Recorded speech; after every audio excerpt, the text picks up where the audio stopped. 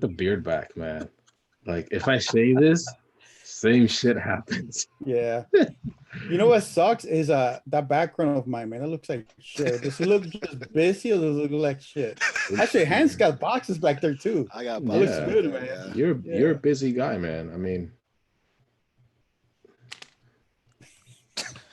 Do it. Fuck it. yeah. Oh,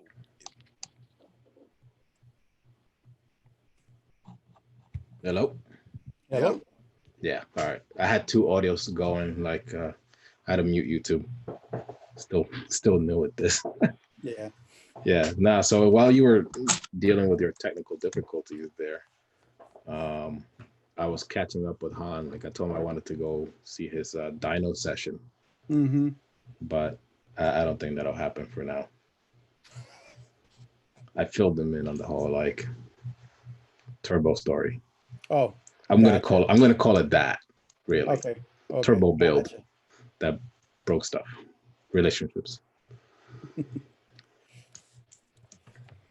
Um, but hey guys, it's nice to get back again, man. Like I'm glad we have the opportunity to get together again and keep doing these live streams. Oh, we got somebody already, Matthew Fuller. Hello. Hello, Matthew Matthew Fuller. Fuller. That's what it says. I wonder if he's whose follower he is. I guess obviously yours. I don't, you know, I posted this IG. on on ninth gen. I didn't post it on IG. I Oh, should have okay. posted it there. And I said, hey, if anyone wants to, you know, come in and ask some questions, you know, feel free. But you know, no one replied. Oh, Matthew's asking for intros. Okay, Matthew, my name is Barry. I think we lost Jose again. I know I'm here. I'm just fixing something. Okay. Okay, cool. Uh, so yeah, Matthew, my name is Barry. I started doing these little Zoom videos where I interview people, and so far it's really been mostly the three of us, and we we do this really to bring in some of the car culture together, and I think it started just as a hey, you know, I miss seeing people, and COVID kind of sucks. Let's just make it happen, right? But it's turned into this get together. We're all mostly Honda people here. I'll let Jose introduce himself. Jose from MercRacing. Hello. Nice seeing you on the channel today. So And Han. We got Yeah. Han here. That's me. If you're on the Night Gen forums, I'm the white. No, I'm the 15 white SI, and I'm CGNL Evolved on YouTube. If you follow me on there. that's right. And yeah, my channel is MercRacing at this point. Don't have a lot of new videos in there now, but looking forward to get more out there. So Go upstairs. Righty. So let's get into some questions. Who wants to go first here? Go upstairs. Sorry. Maybe we'll go with Jose because Han here is getting his kid in order. no, All right. that's all right. Jose, so I was thinking about this because last interview you already answered some questions, and you know I'm trying to sort of get more information about like what yourself, your company. So let's you know, as far as MercRacing, your company, it really started in the days of Club RSX. I remember you told me once I have a basement and a and a drill press, and I just made something out of it. Right. So how different is MercRacing today? Wow. That takes me back so many years. A lot of hard work out there. Um, but I still have a drill press. Sure. But I've upgraded to having a bandsaw now, a thick welder, Hmm. and still working from a garage instead of a basement. But the beauty of it all is I have been able to take all the hard work I was doing at home and do it in the basement and segregate the work out to companies that can do the work for me instead. So for example, going from the drill press and doing all the cooling systems all by hand, drilling every hole one by one. Well, that's now done by a more professional CNC company. Now the customers can get better product, a better looking product, better product, and it takes work off my hands where now I can focus on the customer more. So I guess the big change, yeah, from the drill press to today, more automation, more segregation of work to outside companies and managing the business that way. Still do a lot of work in-house. I still TIG weld a lot of the products that get CNC, I still take on that route or that role and still assemble all the parts myself before they go out to customers. Awesome. So you're still just as busy. I mean, you streamline some stuff, but you also quality check every single part before it goes out. Oh yeah, I mean they don't come pre-assembled. For example, that's one thing people think. Oh yeah, you have inlets in stock. Well, I have the parts, but I still gotta put them together. I still gotta assemble them. I still have to box them, package them, and all that. Sometimes things don't come tapped properly, so I have to like tap them properly so the fittings can fit in there. Oh, So boy. it all adds up. A 5-minute job now turns into a half hour real quick. And same thing with after coolers. They come in pieces. CNC, the CNC components for it. Then I have to get the tanks. Or should I say the cores from the company that I buy them from, and got those come in, clean them up, get them ready for welding, and then get them welded. So just as an example, and even with the supercharger kits, you go talk about a supercharger kit. Can I get a supercharger kit? Sure. That comes from one factory. The manifolds come from a different factory. The CNC components come from a different factory.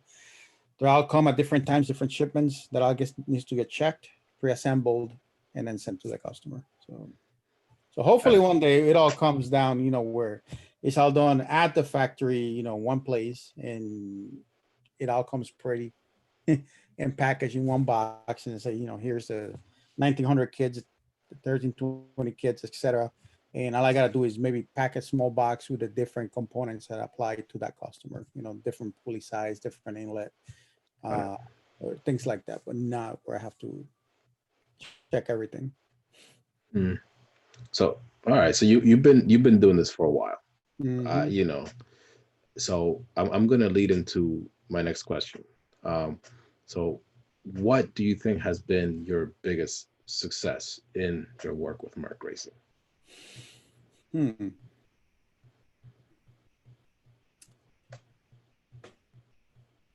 The biggest success. It could be a personal. It could be either a story about either one of your customers, individual customers, or hypothetically speaking, yourself, the project, something like that.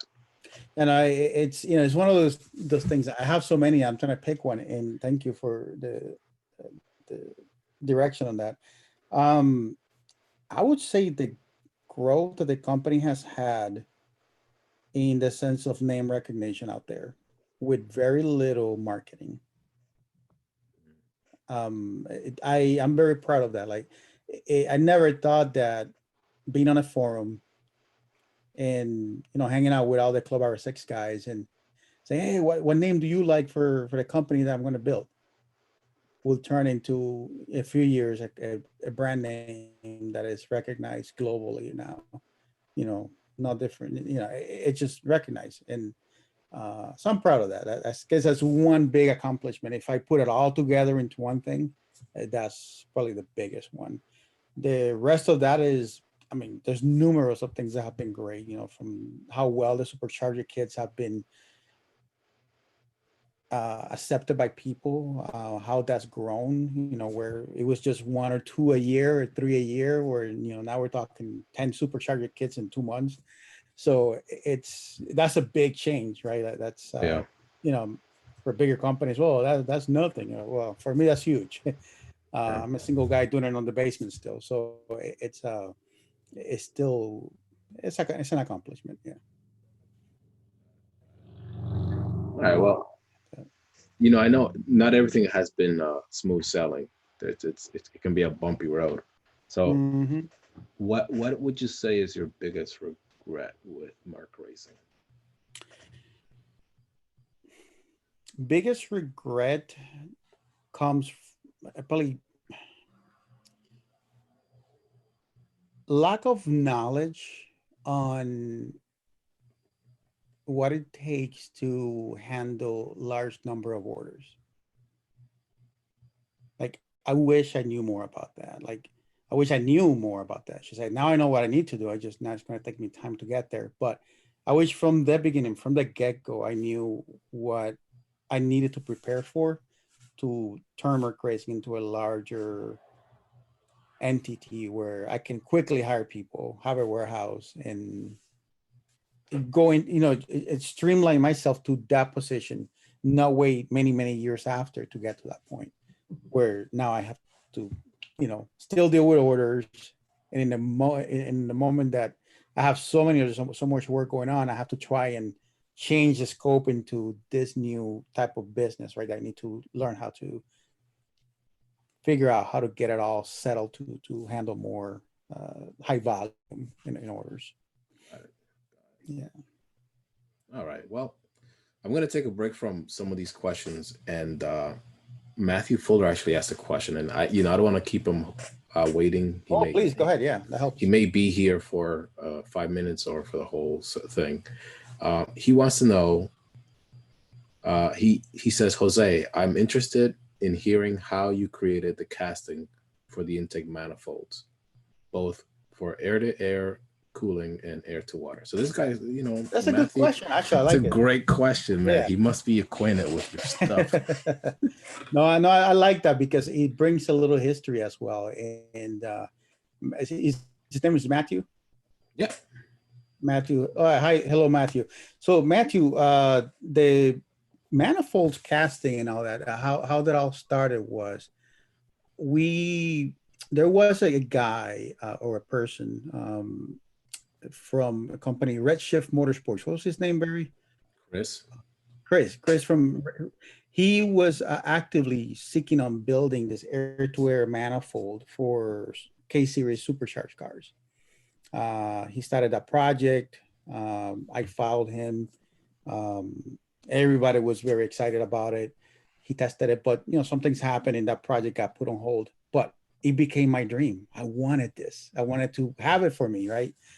So I approached him. I said, hey, you sell that to me? And before you know it, it turned into, oh, wow, yeah, I'll buy from you. Oh, you could buy the designs too.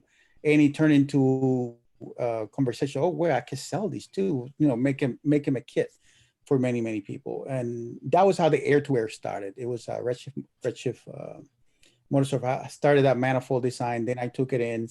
I worked with my CAD engineer out in the United Kingdom, and we changed all the aspects that needed to be made so that the manifold can then be a direct bolt-on to any K-Series motor. Because at the moment when we first got it, it had a water port in it. It was cumbersome. It was hard to fit a fuel rail.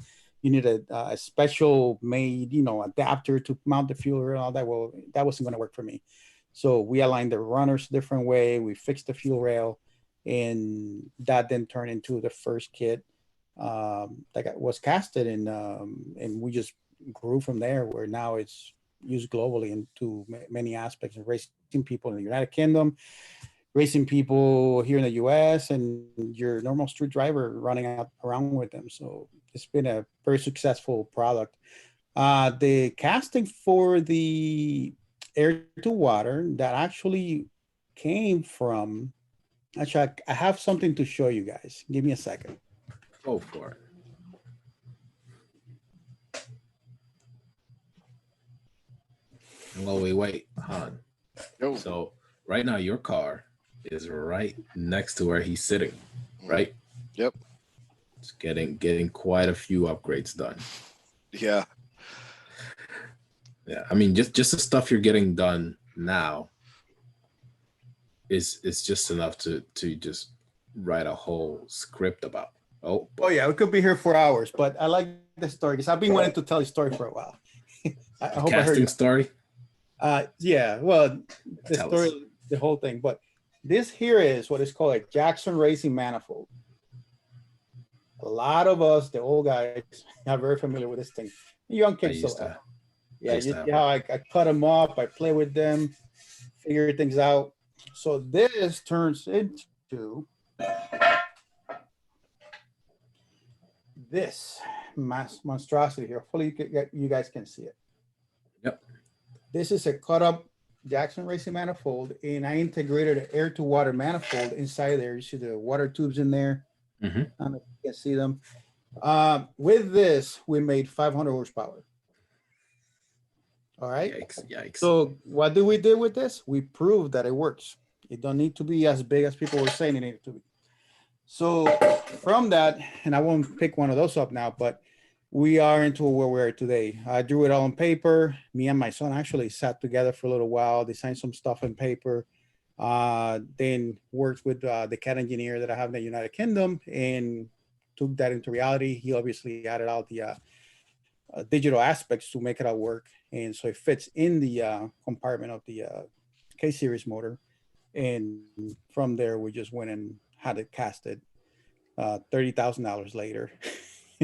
For the Yikes. first run was $30,000. So Yeah. that I'm willing to share. The rest is history.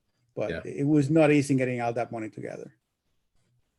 So, Remortgaged the house. oh yeah. Well, actually, funny you mentioned that. For the first one, the air to air, that was a little easier because it was some work already pre-made. But that still was.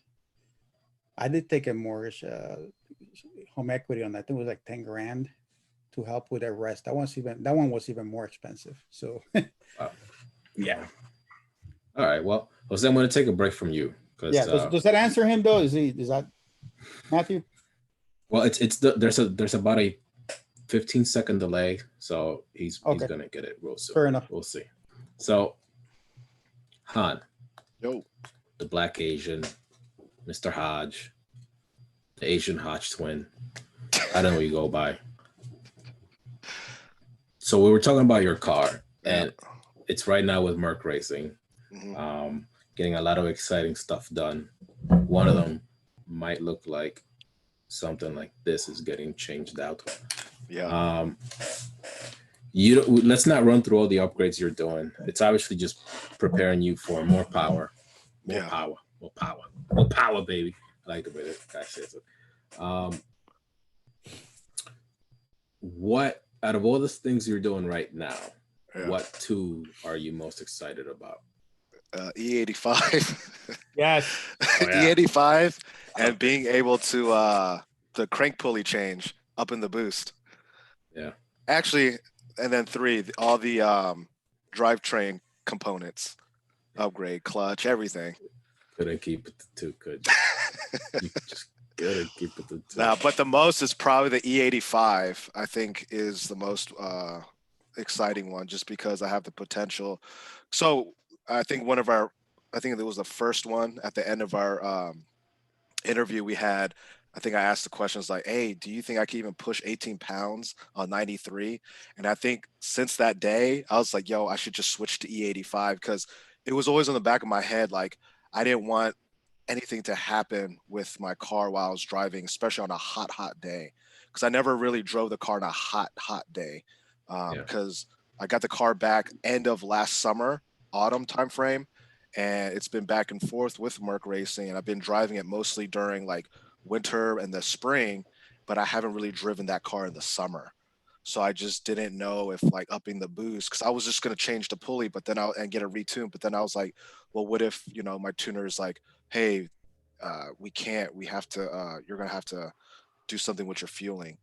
And, so the E85 gives me the room to grow to be like, okay, I could switch to that. I could up the boost and I won't have to worry about any knocking or anything like that. Right.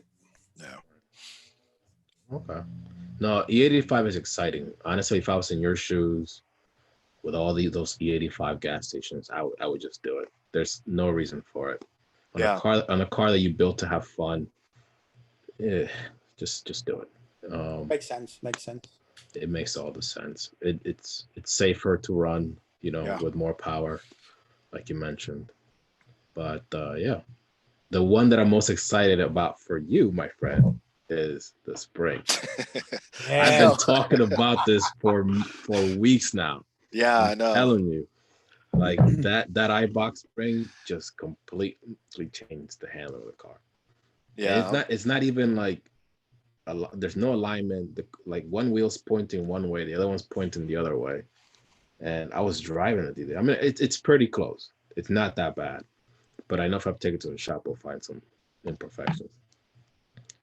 I'll just go out for a spin, man. It's just like, I'll turn the wheel, and the car settles very quickly, and then I just give it lots of gas, and the car just goes where my eyeballs are pointing.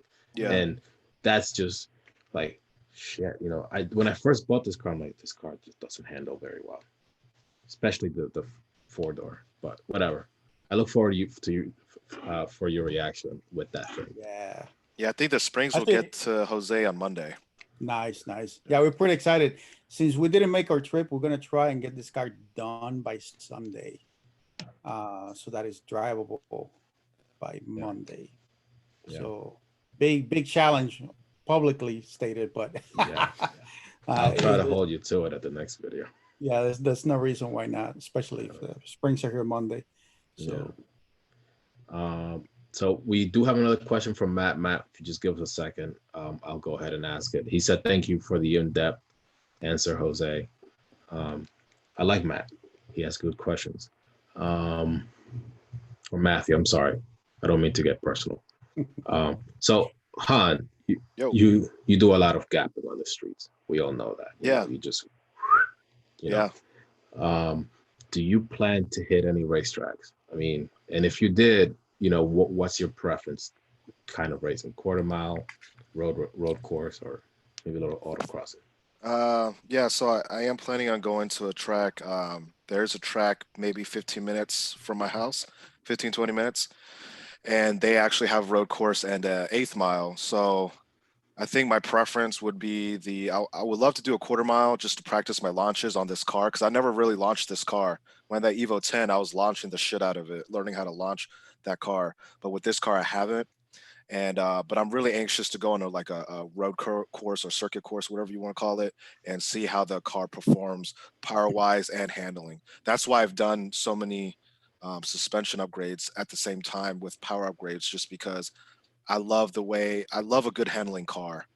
I've owned a lot of cars, and if it can't handle well, I just don't fall in love with it. The fun factor is not there for me. Yeah. So it gets boring quick.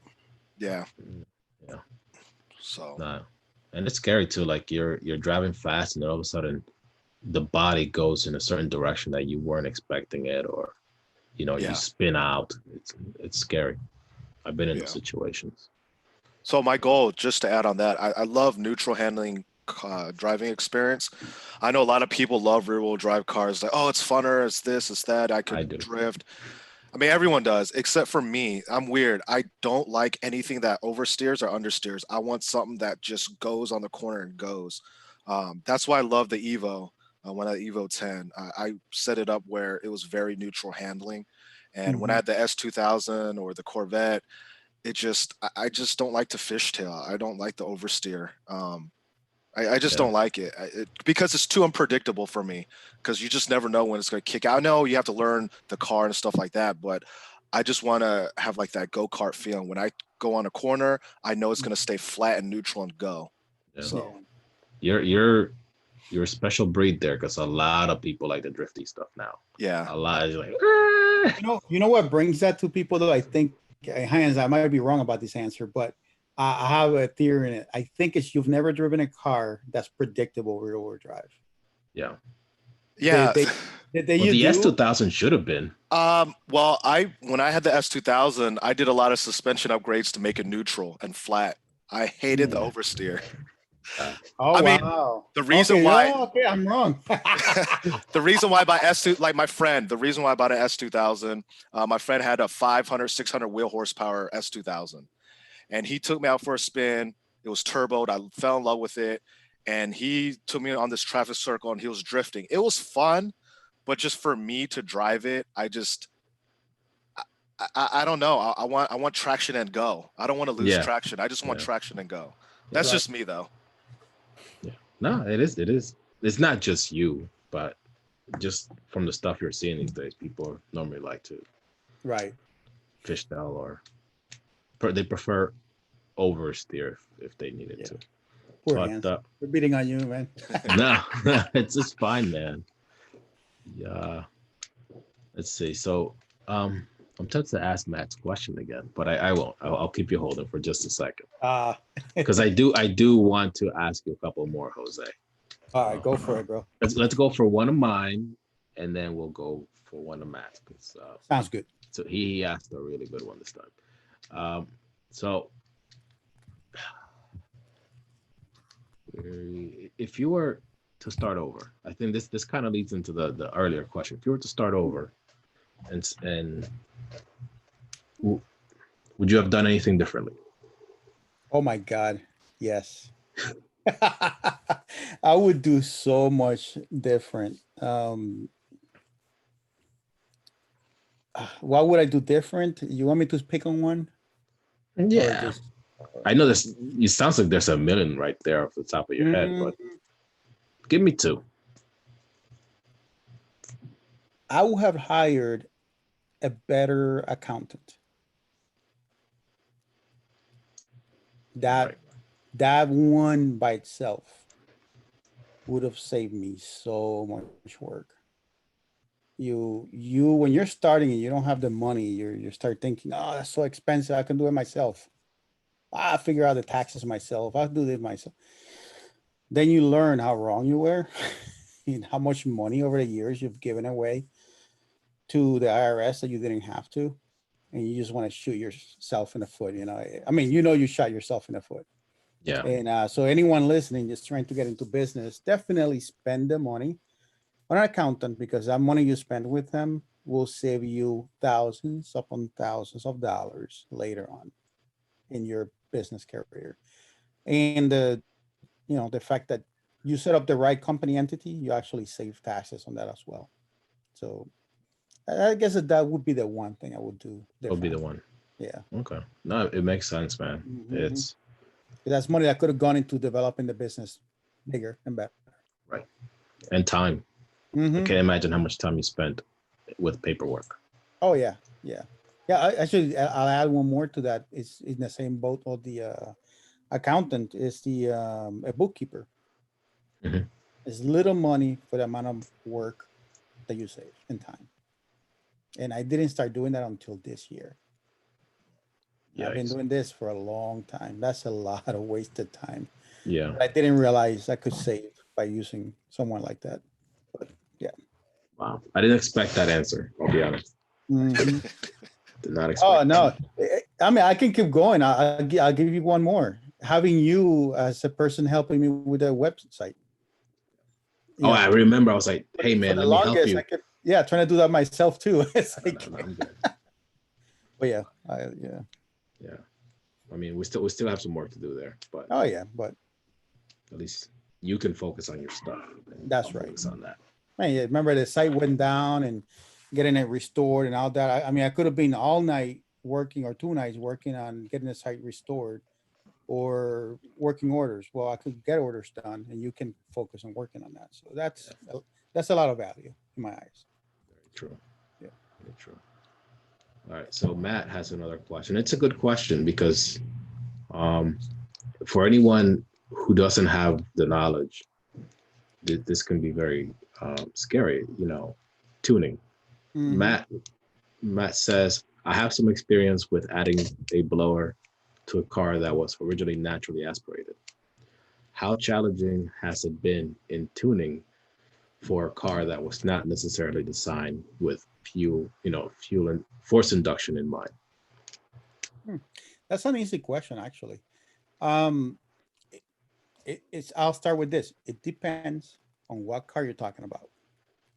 If you come to me with, I have a Geo Metro that I want to supercharge, or I'm sorry, that's not happening, right? But you come to me and you say, I have a Honda Civic Si, 8 Gen, and I want to supercharge it. Super easy. And we're talking about a weekend's, even less than a weekend's work.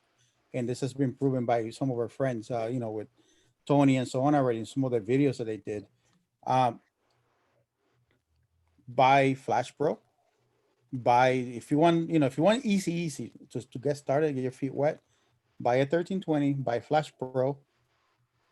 No cooling, no nothing. Take the OEM manifold out, you bolt it in, upgrade your injectors, connect Flash Pro, set it up, get a base tune that's already in there, like a Jackson Racing, whatever, Flash Pro tune that they have there, and that will get you started. That's simple. Then after that is finding yourself a tuner to do the rest, to fine tune that, that actual tune for the car, for what you just bought. And we're starting, here at MercRacing, we're starting to help people with some of the base tunes for very basic setups. You have an aggressive setup, you got a lot of power, IMW, Jeff Evans, some of these known tuners are the way to go. They're affordable, they're quick, they get it done right, and they have the experience behind the back to support what they do. But yeah, it's simple. It shouldn't be hard. It's what's hard is when you go and I want 500 horsepower and I want a 2300 blower.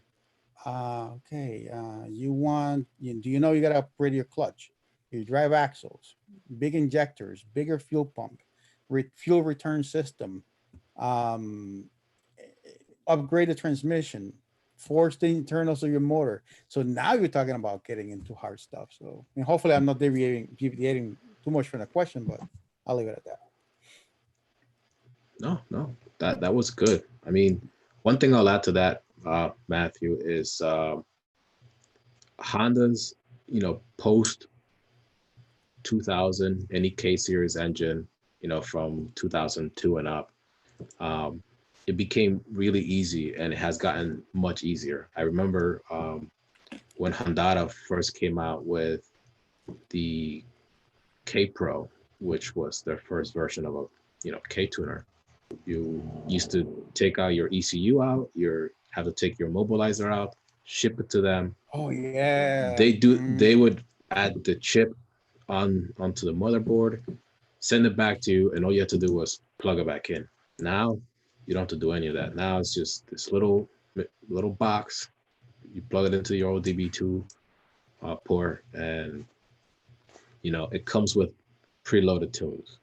Right. Lots of them, and their library has gotten huge. So again, I think a friend of mine actually asked me a question similar to that, the whole Geo Metro thing. He was like, hey, so you have a supercharger. Can I put a supercharger in my Scion XB or whatever? And I said, I'm sure you can, because there are supercharged Toyotas out there. There are a few models, but I have no idea how to help you because I never did it. There's obviously some tuning that software that's out there. You have to find a platform that you're comfortable with, that has plenty of following, like cop tuning, like these companies that make it easy to modify the ECU, and then the rest is just easy, in my opinion, I guess. No, you're right. Han, what do you think about that? What was the original question? I don't even remember. I'm actually just listening to you guys. I'm like, interesting stuff. Yeah, you think like, what about the He's like, tires? yeah, what about the tires? No, I mean, should I get those R888s 2016 model? no, like, okay, with my experience with cars, so for example, I had a Ford Probe at one point. Me and my dad used to have Ford Pros, and we used to do the KLZE swap, imported motor, 200 horsepower, and there was a supercharger kit and a turbo kit, but all the supercharger kit was from a one-man shop that he made his own little kit, just like MercRacing did, and he would design his own pulleys or whatever, and then he'll attach it and make a supercharger kit. So, but under the probe scene, they were the same as the MX6s and MX3s.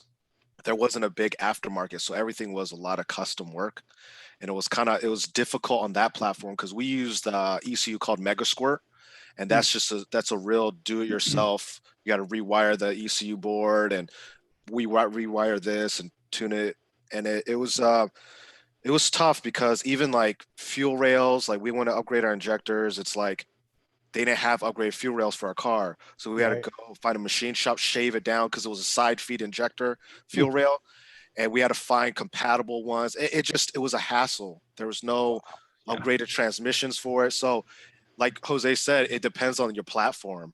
I mean, with these K series, they got kits to put all-wheel drive in them now with the K series on a hatchback or Civic or whatever. It just really depends on your platform. You know? So Yeah, we know about that all-wheel drive. All righty. You know, Great, great catch there, hands, by the way. So I forgot about the mega score. That's right. That Yeah. stuff that gets real tough. see, I Yeah. told you, man, you weren't just like listening there. That was a great input, man. Because Mhm. I did no tuning to any car to that extent prior to 2002. So, yeah. you know, there you go. So let's see. I got a couple more questions for you, Jose. Uh-oh. All right. Damn, you kind of already answered it, but That's okay. Yeah, well, maybe find a different answer for this one. Any advice for anyone following in your footsteps? any advice for someone wanting to follow in my footsteps? Yeah. Honestly, very many ways to skin that question, but I'll keep it simple. I'll try. Whatever you do, whatever you're thinking, always ask yourself the question, what problem does it solve and how many people really need this problem resolved? It's easy to get caught in an idea and say, oh, this is great because you think it's great. But then you go spend all this money, all this time trying to get something going and you find no one wants to buy it. I've seen that way too many times, and not just in the car market, but in other things. And it's easy to get caught into that. So always, whenever you start something, think of that. Maybe even try first in a small scale and see how that goes. If you see attention for it, then go for it. There's nothing wrong with trying, but just always scale yourself accordingly so you don't waste a lot of money. As far as wanting to build your own thing and so on, never give up. Just you start something, it's gonna get tough. It's not easy work. There's days and nights you're gonna have to work. You get out of work, you get home, you don't eat, grab a bite as you're walking around, doing things, and you work until 2 o'clock in the morning. And there may be a whole week like that. So that's part of starting something. Some people are lucky; they're falling into the right business. They have the right kind of money, and they can quickly build a business, from the ground up and hire people right away and so on. But if you're starting and you're grinding from scratch and you're just trying to make it with, no budget, start small, start with one thing and make it work. Because that's how I started. I started with a drill press from Harbor Freight, a $15 aluminum block, 2x2x6. Oh, meeting is gone. Evan, Oh, We're still up. here. you're still here. My screen Yeah. just switched. Oh, that is weird. It just switched. Sorry about that. Now I lost my train of Quick. thought. Yeah, Drill press, $15 yeah, drill aluminum, press, 2x4. the aluminum bracket, and went and started grinding away. I wanted a piece to mount a bracket to relocate my power steering pump, and little by little, I just started grinding away and made one for myself. And all I did was say, "Hey, people, look what I made to solve this problem that we have on the RSX cars." And from there, went into, "Hey, I won one." Started making them by hand, one by one, and that was very painful. So I then found help with a CNC company, and then they helped me um, build it properly with a professional system, so that they now can make 5, 10 units at a time for me. But that's what started it. Was a bracket. I was trying to solve a problem, not just for me, but for the community on the Club RSX, that we're trying to get rid of this manual bracket assembly that Jackson Racing was making. That kept, the biggest problem we were solving is people getting stranded on the highway, people getting stranded on events. If you're drag racing or something, you're stuck, Yeah. buried, right? That happened to me. Like I used to walk around with 3 different belts in the back of the car. Right. I used to have the exact wrench for changing my belt very quickly, and I lived Mhm. with it. And then someone said, "Dude, stop doing that and call MercRacing." And I think your bracket had just sort of started picking up when Mhm. I came around. Right. And I tell A you guys, I nightmare. mean, it wasn't perfect, right? In the beginning, we had some issues with in this randomly we have here and there, but it wasn't the spacing wasn't perfect or things like that. So there's going to be some trial and error when you start things. So don't let those trial and errors make you feel, oh, this is a failure. No, it's part of the process. You start, you do, you test, Yeah. you learn new things, and you move forward. And to this day, I tell you, it's still the same process with everything I do. I build it at home, I try it out, and off we go. And hope, hopefully that helps. Yeah. Yeah. I mean, perseverance. Yeah. You still struggle every now and then. I'm sure you've had some hiccups, and Hmm. this is what led you to go with a hair up supercharger as a basis for your kids now, Hmm. and it's been a great pairing for you. Right. I'm going to switch it back over to Han because I really want to know this answer from you. And there are a lot of people, and I see this all the time, either on the forum or Facebook, and people who they either heard of Merc Racing or you know you went through it, you found a kit, you knew very little about Merc Racing, but now you're basically all set. What kind of advice would you give to anyone who are like, hey, I want to get a Merc Racing supercharger on my Honda? I think this will probably be like a universal answer for everything. Uh, so going with Merc Racing, don't go cheap and get all your parts. um, just don't go cheap on parts, man. Merc Racing's a good company. Their parts are high They're quality, but don't like go cheap on anything else. Like don't go cheap on fuel pump or, if you want to upgrade your fuel system or get a cheap clutch or anything like that. Buy quality parts because at the end of the day, you're already there.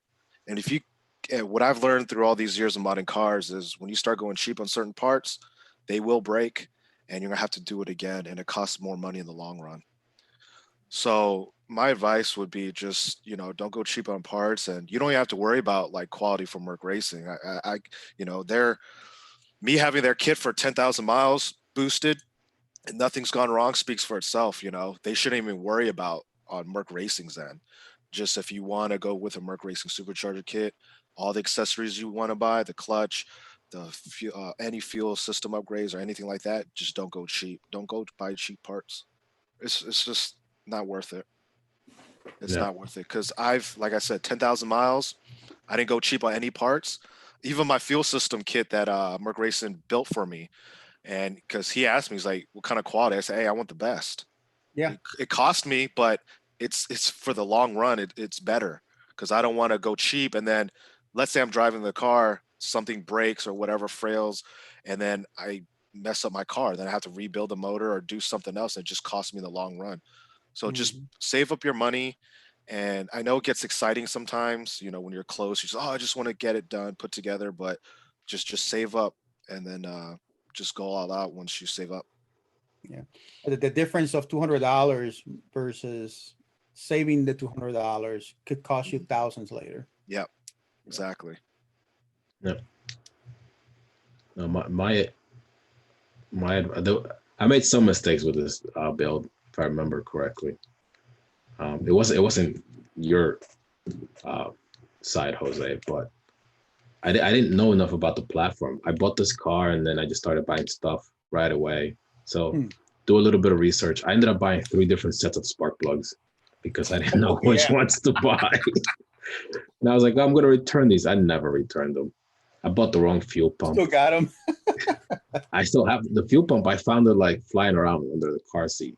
Like, oh, that's the wall bro I'm supposed to return. You know, so it's if you have the money and you're just like, ching, ching, ching, ching, ching, ching, ching, stop yourself for a minute and do a little bit of research. Maybe ask someone like, hey, because, okay, spark plugs are not expensive, but they were like $50 a set still. So I wasted $100. Yeah. Yep. So Oh, do some research. that reminds me. So Go for it. you talking about spark plugs, it just brought up my fuel injector stuff. So when I first got the 1,000 cc's, I thought it was going to be enough. And I thought I was just going to be happy with like whatever, you know, like 350 to 400 wheel horsepower and not switch to ethanol. So when you do purchase this kit, try to get parts. You don't have to spend way too expensive, but try to get parts where you have room to grow. So if you are getting a MercRacing kit and you know who you are, if you're the person that isn't going to be satisfied with the power and you're going to want to upgrade, like for fuel injectors, at least get 1300s, because the price for 1,000 cc is about 500, 600 bucks, whatever it is. 1300 is 1,000. So, you know, I got the 1,000 cc, but now I had to buy the 1300. I could have paid the extra 500 and just went with the 1300, but I had to pay another grand instead of the 500 difference. Yeah. So that's 500 bucks I could have spent on anything, carbon fiber wing or whatever I want, you know. So leave yourself room to grow with modding the car, because you're gonna want to, anyone that I see this all the time, oh, I just want 350, you know, on the forum. In my head I'm like, nah, you're gonna want more eventually. So don't try to max out, don't try to get parts to be maxed out. Try to get parts that has a little bit of room to grow, because I remember people weren't giving me shit, but they were saying something when Jose first posted an IG. Oh, why did he go with 1900? He could have just went 1320. And then I remember Jose put his response was like, this is for room to grow. If he wants more power in the future, so he has to buy it again.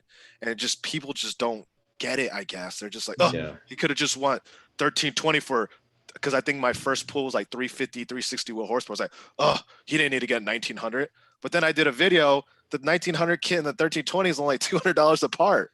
Yeah. Like, you know, so. Yeah. And I have the 1320 and like, dude, I hear you, but I got the 1320 for the exact reason you're talking about now.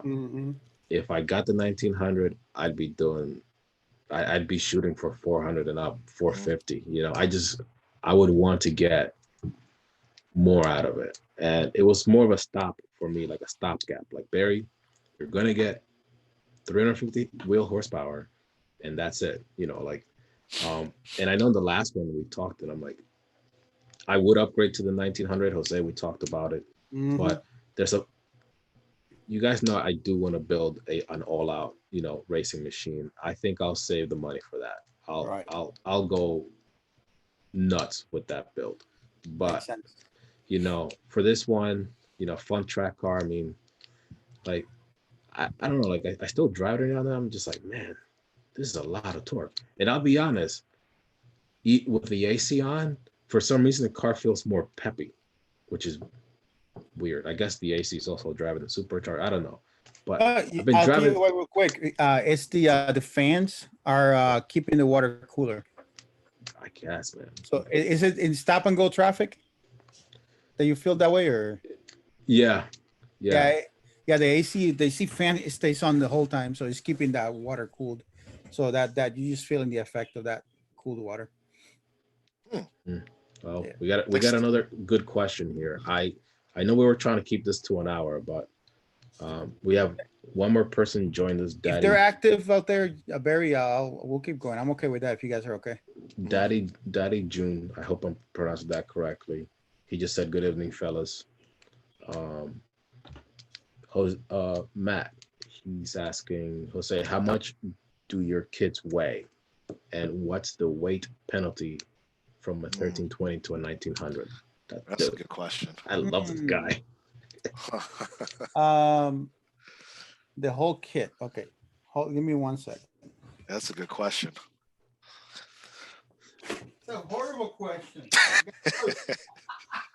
You've been doing this for how long? You don't know the answer?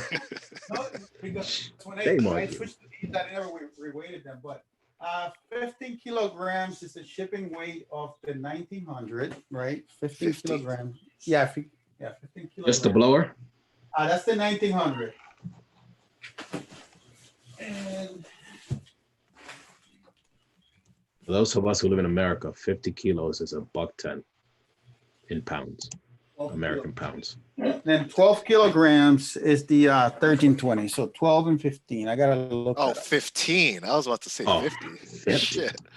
That's not good. 50. I'm like, wow. Oh, 33 pounds for the 1900. And 26 for Oh, the that's not 13. so 33, 26, 7 pounds. Yeah. 7 pounds. You'll make it up in torque, my man, though. Yeah, you'll make it on power and torque. It really don't. It doesn't have. You don't even notice a difference. The whole kit itself, I would say, is in the range of 70? I think you're probably, if you add all the water, depending on how much water you're carrying, how much big a tank you decide to carry. But Let's I know let's say the base tank that, like, for example, I'm carrying just a I'm reservoir. thinking when I ship the whole kit, the boxes, I normally do like 28 pounds or something like that for the kit itself plus the blower. So 50, 60. I don't think it goes to 70. Maybe Wow. if you're doing it at 2300, yeah, that thing is massive. That's not a lot of weight to add. Yeah, that's No. not that much though. No. 50, 60 pounds is not that much. Yeah. And remember, you're removing the stock manifold, Upstairs. which weighs something. Right. Yeah. The steel So you're brackets and all that. you're offsetting some of that weight. Mhm. You could easily offset it with lighter rims. That too. You know, Rims, lighter because the batteries. stock rims are 29 pounds. And if you get like RPF 1, 17 by, I think 17 by 9s are like 15 pounds. Yeah. So you're saving almost 15 pounds. So 14 pounds, 28 pounds times 2, 56 pounds. That almost covers your supercharger kit, just by rims. Well, what about the battery alone? The battery's heavy. Battery is heavy. Some of these 7-pound batteries are doing a lot for people these days.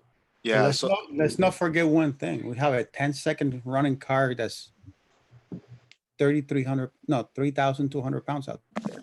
Yikes.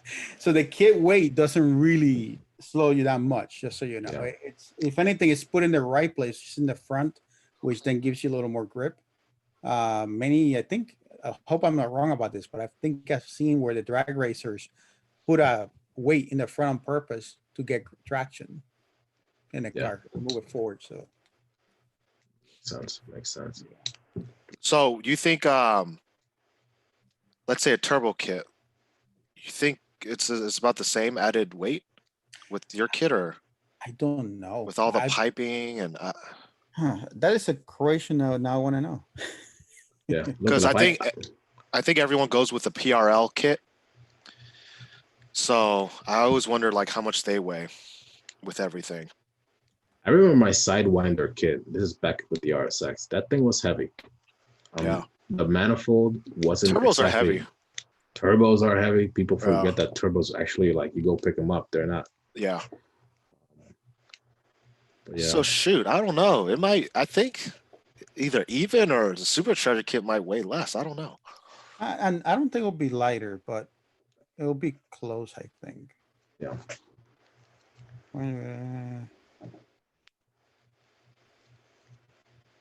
Yeah, at least the manifold on the 9th gen is pretty small. You know what? You might be right, Hans.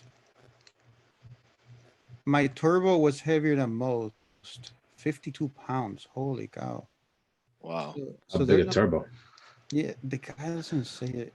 I'm just looking at it. It's an old post, but I figured that my turbo setup added about 100 pounds to the front of the car. My turbo was heavier than most, 52 pounds. What do people? Go ahead. Precision. What's the most common turbo that people run on precision? What 60 6266 or the GT35R, which is about the same size turbo. All right, let me see how much they weigh. Just looking it Yeah. up. It's really not that obvious. How much is it? 24 pounds. 24 pounds. Oh yeah. 6266 is 24 pounds. Wow, Just the turbo. That's without the That's- manifold. Okay. Yeah, Yeah. the manifold, the wastegates. The intercoolers are heavy. People think, oh, this thing's made of aluminum, but intercoolers are heavy as hell. Yeah. At least a good one. Yeah. Um, Yeah. You gotta I was surprised how heavy the intercoolers were because I used to watch Fast and Furious and like Vin Diesel just picking up. Like, let's make a 10-second car. Like, Yeah, that's interesting. Well, I think we answered that question. yeah. Yeah. Thanks, man. Keep them coming if you got any more. So, Jose, Yes, sir. did you have a life before MercRacing? What was life like, really? That's really what I mean. Do I have a lifeboat? Before MercRacing, what kind of life did you have? Oh, what kind? What kind of life did I have before MercRacing? A boring one, probably. No. That's one thing. My life has never been boring, even since a kid. My mind is just weird. I mean, Christmas for me was an opportunity to take toys apart. Yeah. You know, Yeah. before playing with it, you know, it's just I buy my first computer ever and right in college, and first thing I did was take it apart because I wanted to see how it all connected together. But now my life before MercRacing was very straightforward, not busy, but it was busy. I was doing as an IT person, you know, for a healthcare company. I had a very, very busy lifestyle with just that, along with a career. As you know, with healthcare is 24/7. It's, you know, there was always an issue where I was working with. And on top of that, then I would keep myself busy working on the RSX. I used to do autocross a lot. So almost every other weekend, I was out there racing. I was doing national tours, you know, going to the SCCA Pro Solo or solo events. And I did get to go to one of the national championships once. And having two kids also kept me very busy. So yeah, I hope that's interesting enough. No, it is because it's interesting to see like what led you to really do MercRacing. You know, you were very busy with work, with family. You found your hobby in autocrossing. You went even to a national event, and I think, you know, I'm making an assumption here, but some of the issues you encountered while trying to have your fun is sort of what led you to find some of those solutions, as you said earlier, to, you know, people's problem. Like, you know, I remember people used to leave the supercharger kit because they didn't want to deal with the bracket. They're like, Right. you know, I'll go. They would rather go turbo, and understandably so. Yeah, Once again, back then turbo was already it was already such a bolt-on affair. Superchargers were too in the affordable side, but still not a non-trouble free situation until we started solving these things. I like the segue there. Yes, having fun doing the autocrossing and all that led me to cooling solutions. Yeah. And, you know, yes, there were three people. I was not the only one. There were other people, and I will not take full credit for that because they were also other people on the forums trying to solve that situation themselves as well.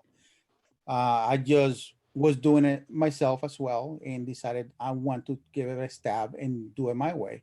At least, you know, what I think was going to be better and for my situation that then led to other people wanting the same thing.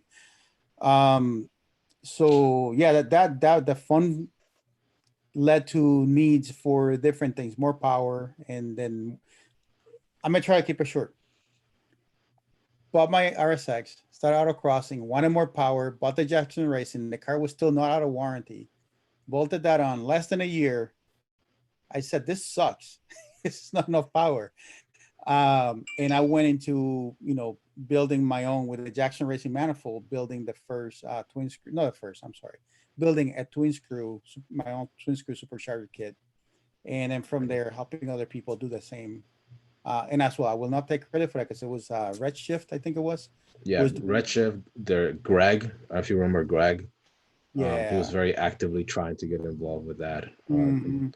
You know, all people that like I remember, and it's, you know, it's all like, it's almost like a race where It was a you, community thing, I think. It's really what yeah, everybody wanted to play basketball, so we all went and bought basketballs, got better at it. yeah, yeah. Or you ever seen what are relay races where like one person races like, I don't know, 100 yards or whatever, and then they pass the stick to the other person, and then they go to the next. So like that's what it's like, you know, like That's true. you picked up where Redshift left off, you know, and you picked up also where other people, you know, left off with the after coolers. Because I remember some of the first after coolers that came out. Some of the guys, they said, "This is good enough, and it doesn't leak. It's reliable. Therefore, I'm happy." And you know, and I know there are a lot of people who are afraid to make it available to public because, you know, who wants to deal with angry customers? You do, I guess, Jose. I'm the only crazy one. Nah, but yeah, that led to all that, and then from there, then it was all, where what else can I do? How can I make it better, bigger, faster, stronger, more? You know, one of the biggest things was how can I make it easy? Right, right, Well, how can I make it easy? And I'll stop with this last thing. Um, that led me to making the kits so simple that I have gotten the comments. That's it, because they're expecting all these crazy parts everywhere, like bolts for this and adapter for that, and you know, how do I reach the bolt under here? And no, bro, it's 5 bolts. You know, I mean 6 bolts straight to the blower. So I mean to the head, and 8 bolts now to the manifold for the adapter plate for the blower. And you know, I'm simplifying it here with my comment, right. but it's really that simple. You know, you no longer have to do crazy things and find a manual to, you know, figure out what goes where. So it's almost visually, you look at it, okay, I see how it goes. Yeah, I love that when when you buy something and you just look at the picture and you're like, all right, great. One example of that is this is totally not correlated. Mm-hmm. I bought that rolling stand for my miter saw. Oh yeah. And it came mostly like put together, and I'm like, oh, I don't want to put this crap together.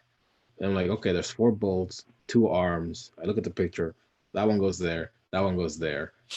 Done. Yeah. Like, Yeah. anyway, There's a beauty to that. There's a beauty to that. Yeah. yeah, I don't want to read a manual, and like I Mhm. just want to get to work or get to have my fun. I have a little surprise here for you, Jose. And Han, I hope you get this one. Let's see.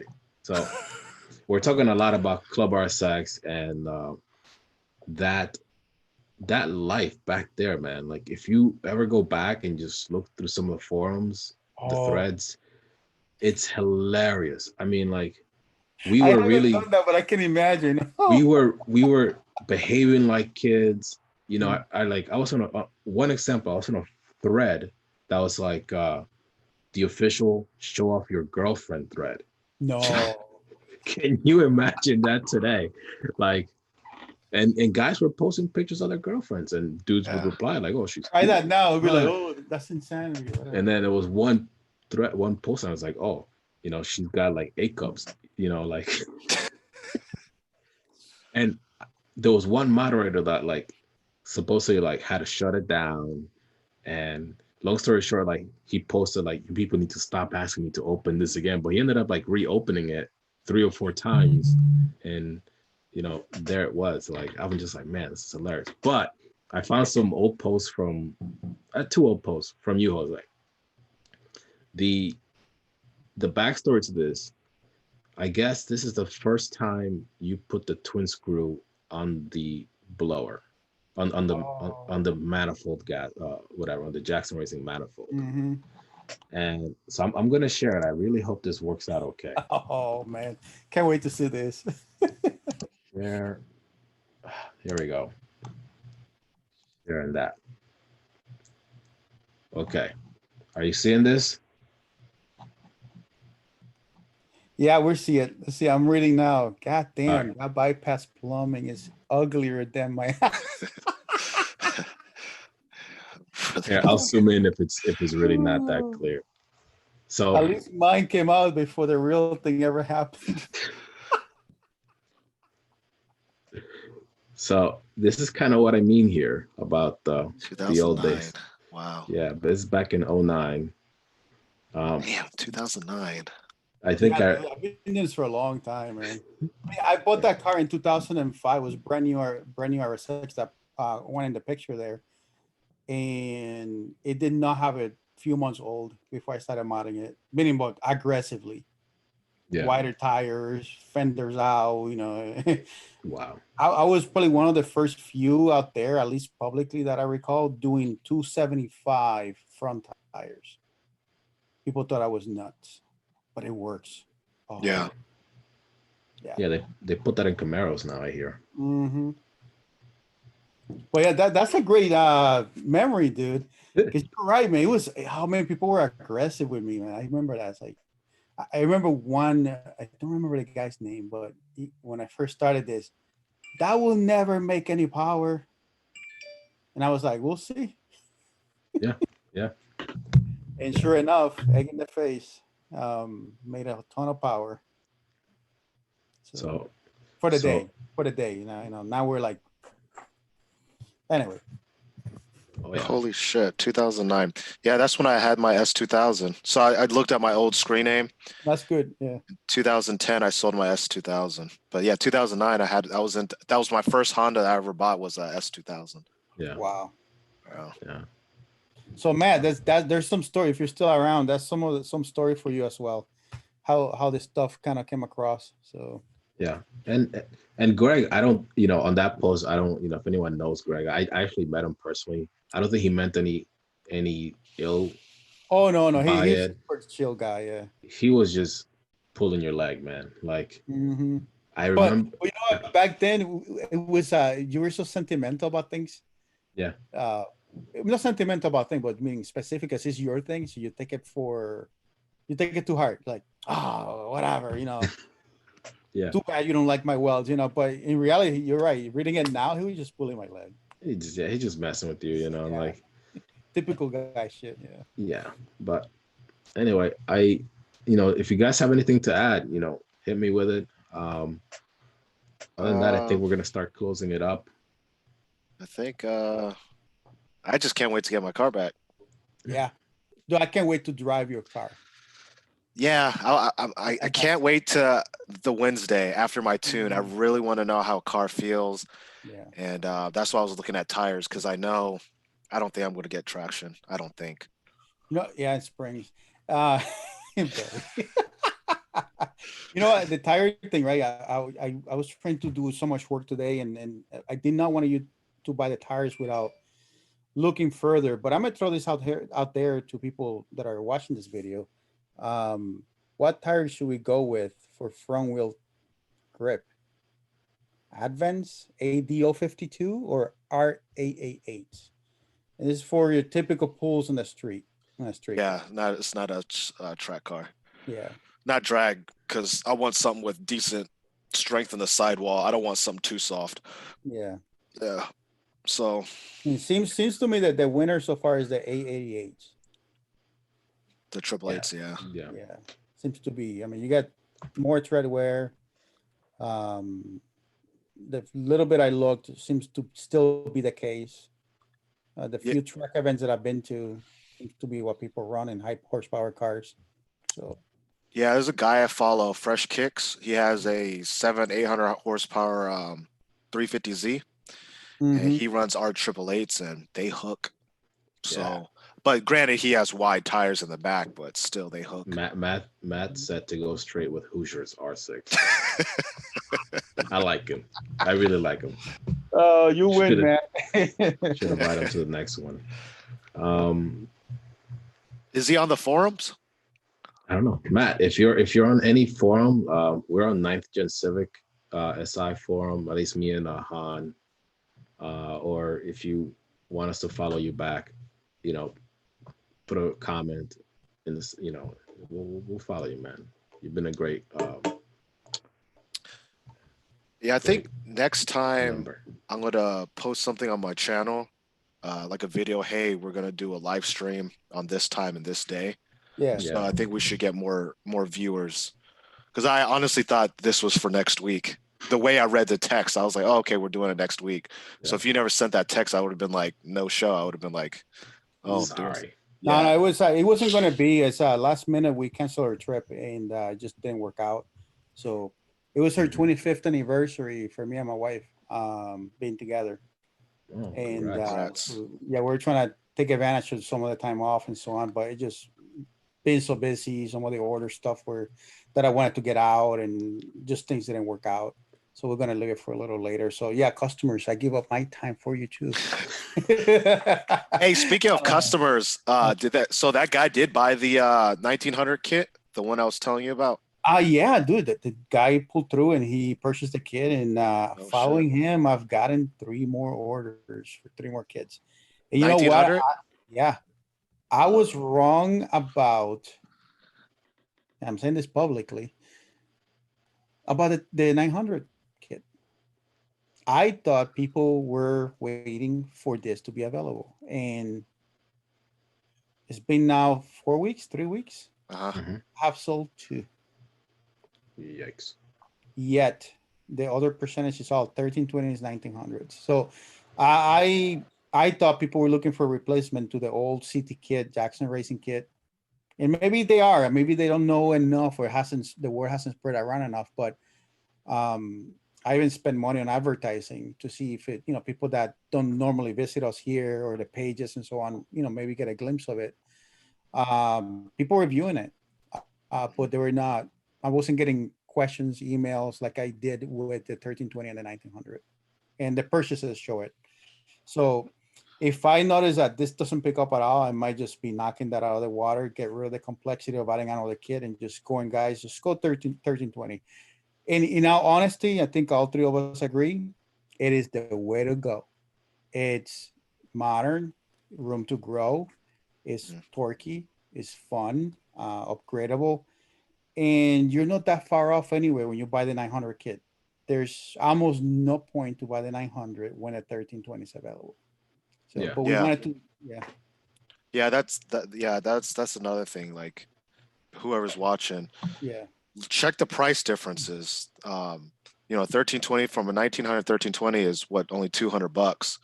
So really plan out your build, and when you plan it out, if you really think you're going to upgrade later down the road, get the bigger blower. If not, if you're the person that's just like, hey, I'm happy with this, then get the cheaper one. But 1320 or 1900s, because I contemplated between the two when I first heard about the kit. Because I think when I first emailed you guys, it was 1320, and it was either you or Tony. I asked about the 1900. You guys, one of y'all convinced me. I said, fuck it, let me get the 1900. So, yeah. but no I'm one, gonna do some, no yeah, one go did ahead. 2300 yet. No, I got the NSX. That's right. We got a project coming up. Well, already in place. An NSX K swap. So he's doing that, man. Oh That's yeah, gonna be no, dude, he sick. he started already. That when I got there to the shop, is a great person to meet. The company that he owns is in Pennsylvania. Want to give a plug to the company. Great guys, awesome detail work, obsessive detailing. So how That's did they it. find? How did they find out about your company? Through Jeff Evans. Mm. Yeah, Oh. Jeff Evans. So he's, actually I won't talk about the things on that, but yeah, Jeff Evans mentioned him to him for the build, and they actively seek me out, and we worked it out, and went and gave the guy a visit, drove out there, brought my 2300 kit, my personal kit, and just fitted everything, made sure everything fits, because he's got to do custom work in the car, and we were gonna go air to water, but after talking to him, he wants to go all out. He wants all the power that he can get out of it. So Wow. we're going air to air manifold with an external air to water core. Our custom work tubing is going to be done by Schmuck Built. So Wow. we've got good names on this build here. So 2300 blower and an NSX, raw instant power, real world drive, that thing is going to be, Yeah. oh, it's going to be nice. Is it Yeah. stock K series motor? No, he's getting the motor built as well. Okay. Yeah, it's a full build setup. Okay. Transmission, motor, everything. So keep your eyes open for that one, guys. The more gets How do we follow him? How do we follow the build? the build. The moment I don't think he's publicly posting anything on Instagram. Let me see. I thought Schmuck was posting a few things here and there. I'm sure he will because he always posts good work out there. So for now, I guess stand by, guys. We'll, follow me on Instagram. I will post up more on that as we progress, and I'll definitely tag the owner in there. But yeah, if you look for obsessive detailing, it shouldn't be hard to find. Let me see. Okay. I think one of your most recent posts has the people on there. So Yeah, just here go it to is. It's at OCD 610. OCD 60, Oscar Charlie David 610 is his Instagram. like obsessive compulsive disorder. Mm-hmm. Detailing. Close enough. All right. So damn, I wanted to No, so go ahead. I wanted to add two comments here from Daddy June. He's actually one of your customers, maybe the same Hey, guy.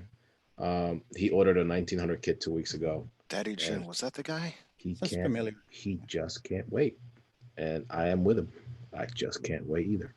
Hold on, let me see if it's the guy. And guys, I know many people will watch this and see looks for it. I know I got word from higher up and things are busy, so things will be a little later than the 4 weeks that we expected as usual. Yeah, Daddy June. That's him. Yeah. For new orders, I'm talking about. Existing ones are still in time. Okay. Little So late. Daddy's on time. I hope so. I have to look up his order and see when he ordered and all that. So. Okay. All right. Don't worry, Daddy. We're gonna push him to get it done. Yeah, just email me at jmercado@mercracing.net if you don't know my email address. jmercado@mercracing.net. Oh, question. I guess Mhm. because I get this question too.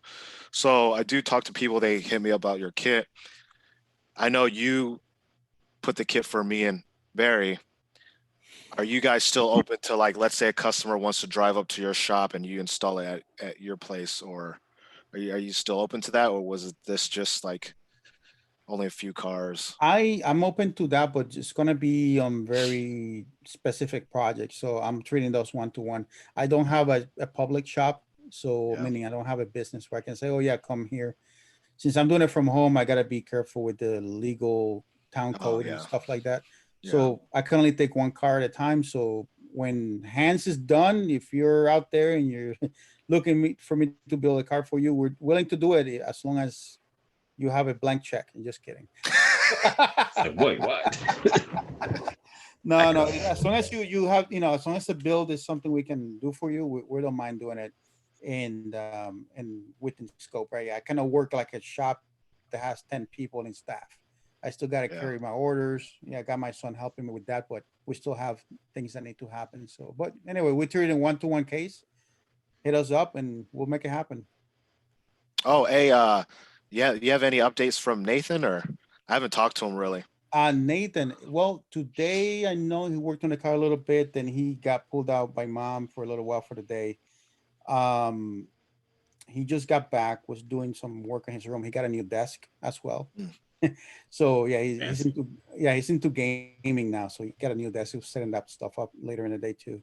But tomorrow we're gonna be hitting hard your car, and the plan is to have it driving by Monday. So, but man, your clutch looks like new. Oh, it still does. The clutch. Yeah, I don't know if you see a picture of it. I don't know. He showed me the flywheel because I was like, "Hey, can you send me a picture of the flywheel?" Yeah. And when he sent it to me, I was like, "Holy crap! It looks brand new. There's no marks or anything." I was How many miles is that? That clutch, I would say I had the kit for 10,000, about almost 10,000 now. Right. That might be worth sharing later on. Definitely. I'm gonna say I recommend that clutch heavily now. Yeah. Yeah. That's gonna get some life. And you're Yeah. driving it hard. Yeah. No, I drive it. I race it. I don't Mhm.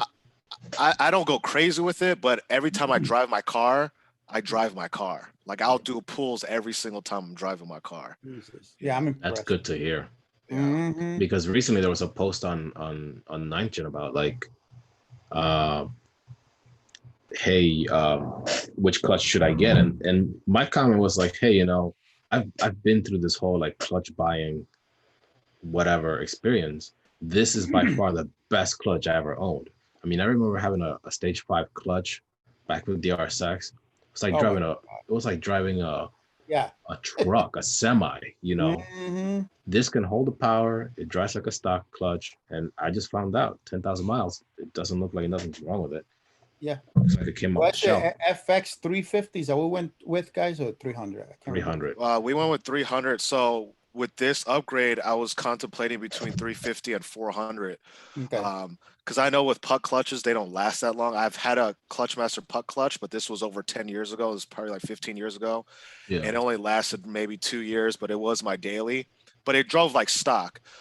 So my main concern was just like, I just didn't want to keep changing the clutch, but Yeah. we'll see. But I didn't want to get a 350 and then my power becomes like over 450 wheel horsepower with my tune and the clutch starts slipping. I didn't want to even like Right. chance It's that. So I smart. just wanted to go 400. So I was like, F Mhm. it. It's It smart. is. It's smart. Yeah. So Yeah. 2 things. Nathan said trans is going in tomorrow. Big push to get this done this weekend. And Daddy June said, "Can I email Jose for a base map for my car?" I replied with yes, because I figured Yeah, I you have enough. can. It's not gonna be free, guys. So that I time is money. So if I spend time on you, I'm taking time away from somebody else. So and now if you place an order, if you have a kit that you bought from me, That was Daddy June who bought the He bought the 1900. kit. oh, he did. Okay, yeah, we'll help you out because you bought you bought the kit. So I'll help you with a base map, and then that way you can at least take it to a tuner, to get a tune. I will not do a full tune on a 1900. That's something you want to definitely get done professionally. Got it. Got it. That's a good answer. I mean, like I know you do your best to help out your customers. I've seen you drive thousands of miles just to like, Mhm. help someone install something. So I think with that, I'm going to end it. I am going to say there will be more guests coming in. I hope to have, fingers crossed, Chris from Redshift. We mentioned his name a couple times during this meet. Um, if this is something you guys like to see, subscribe, thumbs up, whatever. We'll hit. I guess if you hit the little whatever bell icon there, you'll be notified when things are happening. Um, I will try to announce these ahead of time, either through Instagram or forum or whatever you might have, um, just to get people talking. This is not something that I thought I'd be doing, but we did it that one time and we had a good time. I feel like I'm Yeah. talking to friends. Um, and if anything, I get to learn a lot from Hans's project. So thank you. And Jose, like that show and tell was badass, with the old manifold and stuff. Like, Yeah. More to come, guys. yeah, more to come. So next time I should have my car next time we do one of these. Yes. And I could give you a good explanation or feel on the car next time we have this live chat. So it should be fun next time. Yes. I'm excited, man. I'm so excited. You don't understand how excited I am. You look like you got chills when you say it. Yeah, You're like, because I'm pushing it to a level where I didn't think I was going to push it to this soon because it's only been a year, not even a year since I installed the kit. Yeah. And then I'm just excited because, just, like you guys know, I go racing and just everyone's so shocked and impressed by the kit. Everyone's like, holy crap, this is a nice kit, blah, blah, blah. And I'm gapping people that are turboed and everything like that. And they're just like so impressed with it. Yeah. So I'm excited to get the word out there. I think people are just so fond with turbos and they've had probably bad experiences with supercharger kits from back in the day because of the heating issue and all this stuff. And what I'm really trying to do is let people know that, hey, this kit is a legitimate kit. I've had it for 10,000 miles.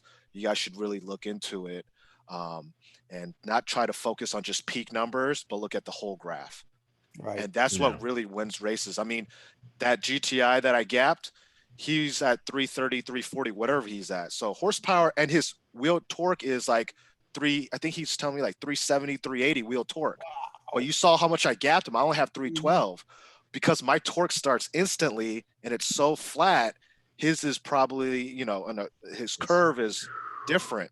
Yeah, and it just falls down. So don't look at peak numbers all the time, guys. Really look at the curve of everything.